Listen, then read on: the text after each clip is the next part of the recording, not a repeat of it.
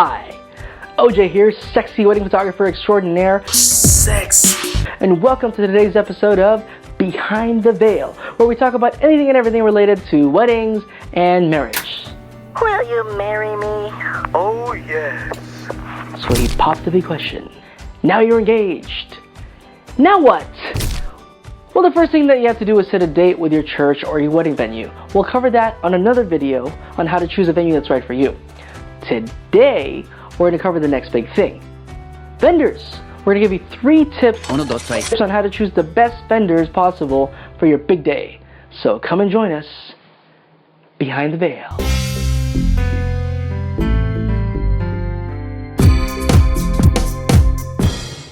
Tip number 1, don't break the bank.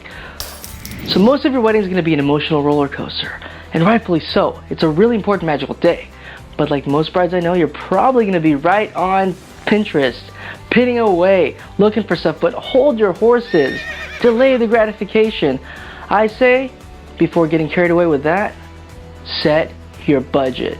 You don't want to excite yourself with a $100,000 wedding when you can only afford $15,000. Walk, walk, walk. Or as our wedding coordinator Leah says, champagne wishes on a beer budget.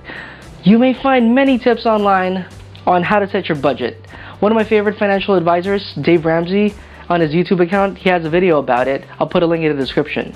If you set your budget before looking for inspiration, you're going to be able to be more objective about what's realistic for you and your fiancé. After all, there is still married life after the wedding. I hate seeing my bride start off with marriage with wedding debt. Budget first. Tip number 2. To thine own self be true. We believe that your wedding day should be a reflection of yourself. I believe in that so much that I'm even writing a book about it. Coming soon. So think about you and your fiancé and who you are. Do you love to hike? Play outdoors? Maybe you're going to want a more rustic wedding venue. Or do you just love to eat? Then maybe your wedding's not going to be about extravagant floral design, but more about a really lavish 7-course menu. Unless you love In-N-Out. Then you can have an In-N-Out truck. That'd be really cool. If you know that your family and friends aren't big on dancing, then I guess DJ's not going to be a big deal. The better you know yourself, the better you're going to be able to find vendors that reflect you. Tip number 3, you've got a friend in me.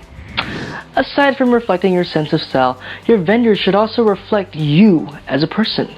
In other words, you want to choose vendors that you can be friends with.